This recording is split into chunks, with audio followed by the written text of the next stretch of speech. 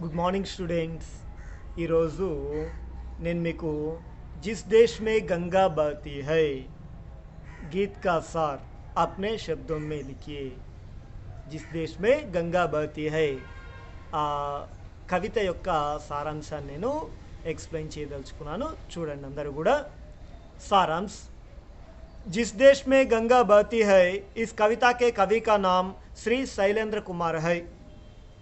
उन्होंने कई प्रसिद्ध फिल्मी गीतों की रचना की।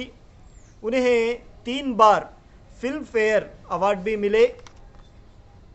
भारत हमारा देश है, हम भारत के वासी है, यहाँ गंगा बहती है, यहाँ के लोग वचन के सच्चे हैं, दिल के सच्चे हैं, अतिथियों को अपने जान से भी अधिक प्यार करते हैं।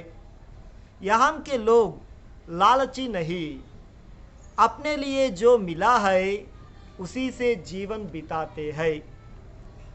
हम इस धरती माँ के बच्चे हैं, कई शताब्दियों से हमारे लिए वह सब कुछ सहती है।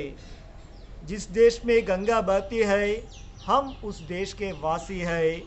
कुछ लोग ज़्यादा विषयों को जानते हैं लेकिन मानव को कम पहचानते हैं। विश्व के मानचित्र में भारत पूरब की दिशा में है, इसलिए भारतीयों को पूरबवासी भी कहते हैं। भारतवासी हर प्राण की कीमत जानते हैं। भारत में ऐसी परंपरा है जो दूसरों के साथ मिलजुल कर रहते हैं, दूसरों से प्यार करते हैं। जिस देश में गंगा बहती है हम उस देश के निवासी हैं। हम लोगों ने दूसरों के साथ मिलकर उनकी बातें सीख ली, पराई को भी अपनाना सीख ली, अपने स्वार्थ के लिए दूसरों को हानि नहीं पहुंचाई। भारत के लोग सारी दुनिया में फैले हुए हैं, इसलिए अब हम तो सारी दुनिया है। सारी दुनिया से कहता हूँ कि जिस देश में गंगा बहती है हम उस देश के निवासी हैं। हम सत्य बोलते हैं, हमारा दिल निर्मल रहता है। ఇది కవితా సారాంశము। దీన్ని ఒకసారి నేను ఎక్స్ప్లెయిన్ చేస్తున్నాను, చూసుకోండమ్మా। సారాంశ్ जिस देश में गंगा बहती है, ఏ దేశంలో అయితే పవిత్రమైనటువంటి గంగా నది ప్రవహిస్తూ ఉందో इस कविता के कवि का नाम श्री शैलेंद्र कुमार है। ఈ కవితను రాసినటువంటి రచయిత శ్రీ శైలేంద్ర కుమార్ గారు। उन्होंने कई प्रसिद्ध फिल्मी गीतों की रचना की। ఆయన చాలా ప్రసిద్ధి చెందినటువంటి సినిమా పాటల్ని రచించడం జరిగింది। उन्हें 3 बार फिल्म फेयर अवार्ड भी मिले। ఆయనకి 3 సార్లు फिल्म फेयर अवार्ड కూడా లభించింది। भारत हमारा देश है, भारत देशमु మన దేశము। हम भारत के वासी है, మనందరం కూడా భారతీయులము। यहाँ गंगा बहती है, ఇక్కడ గంగా నది ప్రవహిస్తూ ఉంది। यहाँ के लोग वचन के सच्चे है, ఇక్కడ ప్రజలందరూ కూడా మాటలు నిజాలే మాట్లాడుతూ ఉంటారు, మాట మీద నిలబడుతూ ఉంటారు। దిల్ కే సచ్చే హై, వాళ్ళ యొక్క మనసు కూడా స్వచ్ఛమైనటువంటిది। అతిథియోं को अपने जान से भी अधिक प्यार करते हैं, అతిథులని వాళ్ళ ప్రాణం కన్నా ఎక్కువగా వాళ్ళు గౌరవిస్తారు। यहाँ के लोग लालची नहीं, अपने लिए जो मिला है उसी से जीवन बिताते हैं। ఇక్కడ ప్రజలకి ఏమాత్రం ఆశ లేదు, వాళ్ళకి ఏదైతే లభించిందో వాడితోనే వాళ్ళు జీవితం సంతోషంగా గడుపుతారు। हम इस धरती माँ के बच्चे हैं, మనందరం కూడా ఈ భూమాత యొక్క పిల్లలము।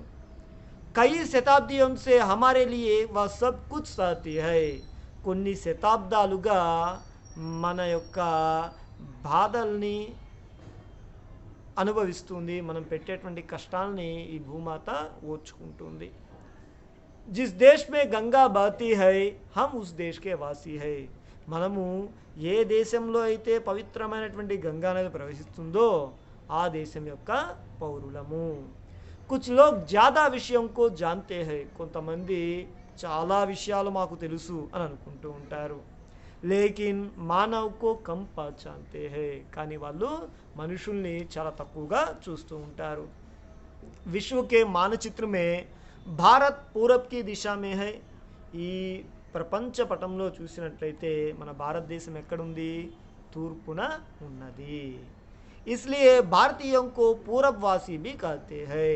అందువల్ల భారతీయులందరినీ కూడా పూరబ్వాసి, తూర్పువాసులు అని చెప్పి పిలుస్తారు. భారత్వాసి హర్ ప్రాణ్ కి కీమత్ జాన్తే హై. భారతీయులు ప్రతి ఒక్క ప్రాణం యొక్క విలువ కూడా తెలిసినటువంటి వాళ్ళు. भारत में ऐसी परंपरा है जो दूसरों के साथ मिलजुल कर रहते हैं. భారతదేశంలో ఒక పరంపర అనేటువంటిది ఉంది. ఏంటి, ఎటువంటి సాంప్రదాయం అనేటువంటిది ఉంది అంటే అందరితో కలిసిమెలిసి జీవిస్తూ ఉంటారు, అందరినీ కలుపుకొని జీవిస్తూ ఉంటారు. दूसरों से प्यार करते हैं. ఇతరులతో వాళ్ళు స్నేహంగా ఉంటారు, ప్రేమగా మసులుతారు. जिस देश में गंगा बहती है हम उस देश के निवासी है. ఏ దేశంలో అయితే పవిత్రమైనటువంటి గంగా నది ప్రవహిస్తుందో మనము ఆ దేశం యొక్క పౌరులము, ఆ దేశ వాసులము, మనమందరం కూడా భారతీయులము. हम लोगों ने दूसरों के साथ मिलकर उनकी बातें सीख ली. మనందరం కూడా दूसरों के साथ मिलकर उनकी बातें सीख ली. వేరే వాళ్ళతో కూడా కలిసి మెలిసి జీవించాము. వాళ్ళ యొక్క అలవాట్లని, వాళ్ళ యొక్క పద్ధతులను కూడా మనం నేర్చుకున్నాము. పరాయి కోబి అప్నానా సీక్లీ. ఎదుటి వాళ్ళని కూడా మన వాళ్ళలాగా భావించాము, మన వాళ్ళుగా చేసుకున్నాము. అప్నే స్వార్థకే లియే దూసరోं को హాని నహీ పహుంచాయి. మన స్వార్థం కోసం అని చెప్పి ఇతరులకి ఎప్పుడు మనము హాని కలిగించలేదు. భారత్ కే లోగ్ సారీ దునియా మే ఫైలే హుయే హై. భారతీయులు ఈ ప్రపంచమంతా కూడా నిండిపోయి ఉన్నారు. ఇస్లియే అబ్ హమ్ తో సారీ దునియా హై. అందువలనే మనం ఏం చెప్తాము, ఈ ప్రపంచం మొత్తం కూడా మనమే ఉన్నాము. అందుకనే భారతీయుల యొక్క సాంప్రదాయం గురించి, సంస్కృతి గురించి ఈ ప్రపంచం అంతా కూడా గొప్పగా చెబుతోంది. సారే దునియా సే కహతా హూం కి జిస్ దేశ్ మే గంగా బహతే హై హమ్ ఉస్ దేశ్ కే నివాసి హై. నేను ఈ ప్రపంచం మొత్తంతో చెప్తున్నాను ఏమని, చాలా గర్వంగా సంతోషంగా చెప్తున్నాను ఏమని, ఏ దేశంలో అయితే పవిత్రమైనటువంటి గంగానది ప్రవహిస్తుందో నేను ఆ దేశంలో నివసించేటటువంటి పౌరుణ్ణి, ఆ పవిత్రమైనటువంటి భారతదేశం యొక్క పౌరుణ్ణి, భారతీయుణ్ణి అని చెప్పి గర్వంగా నేను చెప్పుకుంటున్నాను. హమ్ సత్య బోల్తే హై హమారా దిల్ నిర్మల్ రహతా హై. మేము ఎప్పుడు కూడా నిజాలే మాట్లాడతాము, మా మనస్సు చాలా పవిత్రమైనటువంటిది, విశాలమైనటువంటిది. ఇది సారాంశం. ఓకేనా స్టూడెంట్స్? Good morning students.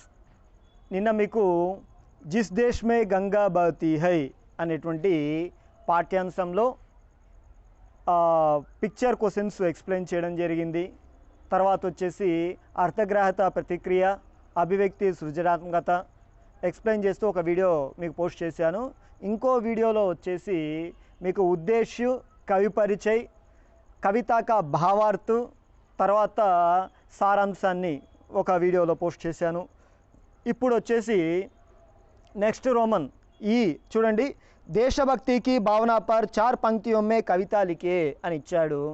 అది చూడండి, అంటే ఏదైనా సరే దేశభక్తికి సంబంధించినటువంటి కవితని చెబుతూ ఒక 4 లైన్లు రాయమన్నాడు. ఒక 4 లైన్ల ఉండేటువంటి దేశభక్తికి సంబంధించినటువంటి ఒక కవితని రాయండి అన్నాడు. ఆ కవిత ఏంటో చూద్దాం ఇక్కడ. భారత్ మాతా కీ జై, माँ मैं कभी नहीं भूलूंगा तुझे, तुम्हारे चरणों को मेरे प्रणाम, तुम तो मेरे जीवन का आधार, माँ तुम्हारी जैसी कोई नहीं है అనేటువంటి ఇక్కడ ఒక 5 లైన్లు ఇచ్చాడమ్మా. ఏమని ఇచ్చాడో ఒక్కసారి మళ్ళీ చదువుతాను చూడండి.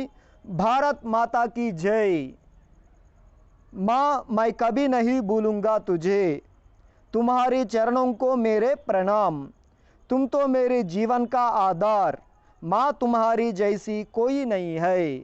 ఇక్కడ దేశ మాత అయినటువంటి భరతమాతని ఇక్కడ పొగుడుతూ భరతమాతను గురించినటువంటి కవితను ఇక్కడ రాయడం జరిగింది. ఒక్కసారి చూసుకోండి.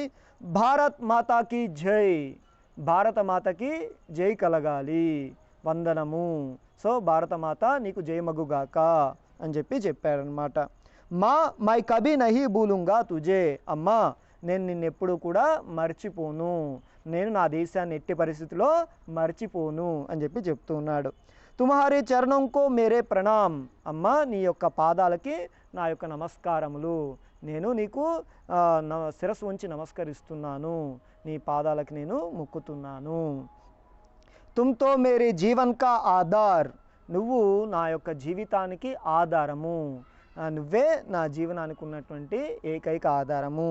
మా తుమ్హారీ జైసి కోయి నహీ హై, అమ్మ నీలాంటి తల్లి ఇంకొకటి ఉండదు. అంటే అన్ని దేశాల్లోకెల్లా గొప్ప దేశం మన భారతదేశము. మన భారతదేశం మనకి తల్లితో సమానము. అందుకే మనము భారతదేశాన్ని భారత మాత అని పిలుస్తూ ఉంటాము. అందుకనే అమ్మ నీకు నేను నమస్కరిస్తున్నాను, నీ వంటి తల్లి ఇంకొకరు ఉండరు అని చెప్తూ ఉన్నారు. ఇది దేశభక్తి భావన పర్ 4 పంక్తిयों में కవితా లిఖి అనే దానికి ఆన్సర్ అన్నమాట. ఓకేనా స్టూడెంట్స్, నెక్స్ట్ చూసుకోండమ్మా ఈ రోమను.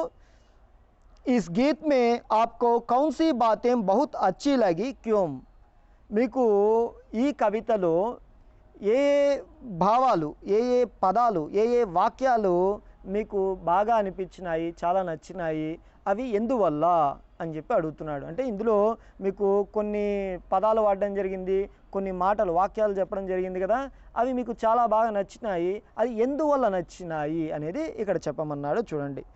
दूसरों के साथ मिलकर उनमें रहने वाली अच्छी अच्छी बातें सिखाना, पराई को भी अपना कर गौरव देना, अपने स्वार्थ के लिए दूसरों को हानि ना पहुंचाना आदि बातें बहुत अच्छी लगी, क्योंकि आज मानव अपने आप को ज्ञानी समझकर दूसरों से अलग रह गया, पराई को पराई ही समझ रहे हैं, उसे मिलाने का प्रयत्न नहीं करते। आज मानव अपने स्वार्थ को ही प्रथम स्थान देकर दूसरों के नुकसान के बारे में सोचता ही नहीं, दूसरों के नुकसान में ही अपनी तरक्की मानते हैं. ఇది మనకి ఇచ్చినటువంటి ఆన్సరు. ఒకసారి నేను ఎక్స్ప్లెయిన్ చేస్తాను చూసుకోండి. दूसरों के साथ मिलकर उनमें रहने वाली अच्छी अच्छी बातें सीखना, మనము ఇతరులతో కలిసి, ఎదుటి వాళ్ళతో కలిసిమెలిసి జీవిస్తూ మనము వాళ్ళలో ఉండేటువంటి మంచి మంచి లక్షణాలని నేర్చుకోవడము. పరాయి కో భీ అప్నాకర్ గౌరవ్ దేనా, వేరే దేశస్తుల్ని కూడా, ఇతరులని కూడా మనవారిగానే భావించి, మన యొక్క భారతీయులుగానే భావించి వాళ్ళకి గౌరవాన్ని ఇవ్వడము. अपने स्वार्थ के लिए दूसरों को हानि ना पहुंचाना, మన స్వార్థం కోసం అని చెప్పి ఇతరులకి హాని తలపెట్టకుండా ఉండడము, హాని కలిగించకుండా ఉండడము. ఆది బాతేం బహుత్ అచ్చి లగి, అటువంటి మొదలైనటువంటి విషయాలన్నీ కూడా నాకు చాలా బాగా నచ్చినాయి. क्योंकि आज मानव अपने आप को ज्ञानी समझकर दूसरों से अलग रह गया, ఎందుకంటే ఇప్పుడు మనిషి తనని తాను చాలా జ్ఞానవంతుడిగా భావించి ఇతరులని తక్కువ చేస్తూ ఉన్నాడు. సో ఇతరుల నుంచి దూరంగా వెళ్ళిపోతూ ఉన్నాడు. అరే నాకే అన్ని విషయాలు తెలుసు, పక్కన వాళ్ళకి ఏం తెలియదు, నేనే గొప్పవాడిని అని చెప్పి ఎదుటి వాళ్ళకి దూరంగా ఉంటున్నాడు. తన చుట్టూ తాను ఒక గిరి గీసుకొని అదే నా ప్రపంచము అన్నట్టుగా బతికేస్తున్నాడు. పరాయి కో పరాయి హీ సమజ్ రహే హై, ఇతరులని పరాయి వాళ్ళుగానే భావిస్తున్నాడు. ఎప్పుడు కూడా పరాయి వాళ్ళని నా వాళ్ళు అనుకోవడం లేదు, వాళ్ళని ఎప్పుడు కూడా వేరే వాళ్ళుగా, తనకి శత్రువులుగా భావిస్తూ ఉన్నాడు. ఉసే మిలానే కా ప్రయత్న నహీ కర్తే, ఆయన వాళ్ళు ఎప్పుడు కూడా ఎదుటి వాళ్ళతో కలవడానికి అంతగా ప్రయత్నించడం లేదు. आज मानव अपने स्वार्थ को ही प्रथम स्थान देकर दूसरों के नुकसान के बारे में सोचता ही नहीं. आज मानव अपने स्वार्थ को ही प्रथम स्थान देकर, ఇప్పుడు మనిషి ఏం చేస్తున్నాడు, తన స్వార్థానికే ప్రథమ స్థానం ఇస్తూ, అంటే ఇప్పుడు నేను బాగుండాలి, నా పిల్లలు బాగుండాలి, నా తర్వాత తరాలు కూర్చొని తిన్నా తిరగనంత ఆస్తి కూడా పెట్టాలి అంటూ ఎప్పుడు నేను నేను నేను అనేటువంటి స్వార్థం పెరిగిపోయి ఎదుటి వాళ్ళ గురించి ఆలోచించకుండా, పట్టించుకోకుండా తన యొక్క జీవితాన్ని గడిపేస్తూ ఉన్నాడు. దూసరోं को नुकसान में ही अपनी तरक्की मानते हैं, ఎదుటి వాళ్ళని ఏ విధంగా అయితే నష్టం కలిగించి నేను బాగుపడదామా, ఎదుటివాడిని మోసం చేసి అయినా సరే నేను బాగుందామా అనేటట్టే ఆలోచిస్తున్నాడు తప్ప ఎదుటివాడు బాగుండాలి, నేను బాగుండాలి, అందరూ బాగుండాలి, అందులో మనం ఉండాలి అనేటువంటి విషయాన్ని ప్రతి ఒక్కళ్ళు కూడా మర్చిపోతున్నారు. ఓకేనమ్మా, ఇది ఇప్పుడు నేను చెప్పదలుచుకున్నటువంటిది. ఈరోజు మీకు దేశభక్తి భావన పర్ 4 पंक्तियों में కవిత చెప్పాను. అదేవిధంగా ఇస్ గీత్ మే ఆప్కో కౌన్ సీ బాతేం బహుత్ అచ్చీ లగి క్యూం, ఇవి రెండు కూడా ఎక్స్ప్లెయిన్ చేశాను. ఒక్కసారి ఇవి రెండు కూడా నేర్చుకోండి, చూడండమ్మా. ఓకేనా?